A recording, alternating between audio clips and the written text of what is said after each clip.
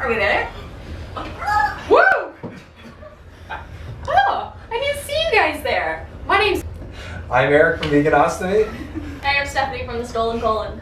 I'm Kelly from Purple Project. I'm Ryan from Crohn's Guy. Dan from Dan Sharp IBD. I'm Sara from Inflamed Untamed. I'm Alison from Empowering Patients. I'm Christy from Crohnie Bologna.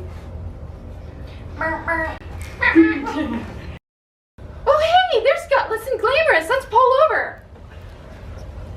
Come on in. Hey guys, how you doing? Hey. I like that she just rolls with Like, how do you guys cope with people that are like, oh, you guys are just lazy? Yeah, punch You know, you're just, you know, you're like faking being sick because you don't want to go out and have fun and things like that. Like, how do you cope with that personally? Because I know that with an invisible illness, that's like really something that you're gonna run into a lot, where people just assume, oh, you're not really that sick. They can't see through you, right? So they don't know really what's going on. Yeah, we had to do this video from bed for a reason because we're all so fatigued. So exactly, and the fact that we're not standing up is just another reason, you know. But anyway, so like, how do you guys cope with that? With that attitude that you might get? I think you have to pick your battles, because you can't address it with everybody. Mm-hmm. And some people it's worth it, some people it's not. Exactly. Is it someone that you're going to be, it's a part of your life, and you want to be a part of your life, then it might be worth it more to try to educate them. And then getting to that point where you can educate people, it takes practice, obviously, and I think you have to be educated on your condition. The more you know about it, the more confident you'll likely feel explaining it to other people. Yeah, I think, like he was saying, you just have to know when to pick your battles. It used to frustrate me a lot more in my life when people didn't understand things, because I really wanted that understanding and that acceptance. And it depends on different situations, like whether it's work and your boss, or it's your parents, or a loved one. But at the end of the day, now to me today, I am confident in who I am and I accept myself. So if I'm having trouble with somebody else, like no matter who it is, it could be my best friend. Like if you don't get it, or don't get me, or don't accept me, it's nothing. It's just like water off my back at this point. I don't care, and I move on, because like I know who I am, and that's all that matters to me.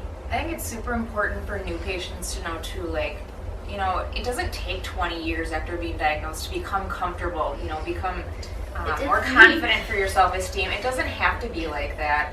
Just finding the right support. If you're not getting the support from your family and friends, or whoever it is, then don't surround yourself with those people. And we're all out there here. And it's a day-to-day thing. You're not going to be all, you know, rainbows every single day. I mean, sometimes you go through the grief cycle. Sometimes you're absolutely, you know, accepted of yourself, and then you're put on prednisone, and then you just kind of go through these different cycles. So I think all of us deal with it, you know, as it comes. But just for a newly diagnosed patient, it's, you know, the phrase, it gets better. It truly does. I mean, when you surround yourself with the right people that can help educate you, and you know the resources that you can get, you'll be more self-confident and accept yourself a little bit easier too. I think we've all been at that down place in our life where we just felt really negative about everything. Like we wouldn't be able to make it through it, and now we're at a much different place. It's a constant battle. It's not like an everyday we're okay with things. And It's a even constant just thing. one of these groups, like, you know, when one person is, you know, feeling low, everybody else is there to help pick them up. So truly surrounding yourself with support that you know will be there if something happens, or whether you don't need them there, and that you just need to, you know, some friends come over and like they clean your house for you.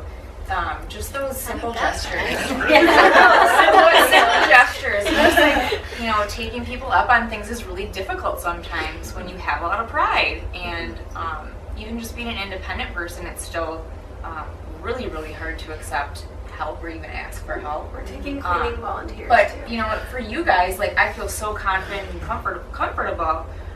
Just, you know, asking you guys questions and getting your feedback. So just, yeah, I don't know. My If I advice could is just surround address, yourself. not everyone has a supportive family. Yeah. And it's okay to separate yourself from that and find a family that is going to be supportive. They don't have to be related to you by blood to be your family. And always try to work it out, but you have to take care of yourself and know that not everyone is going to have a supportive family, and it's okay to find someone that is and create that for yourself. Yeah, and I think it's really important to know your limits. So, like, don't try to make people happy at your health's expense. So, when you're chronically ill, there might be things going on that you just physically can't do. Don't push yourself to do them just to make somebody else happy, because a lot of the times they'll probably just forget about it anyway. So take care of yourself, and I think that's super important to do.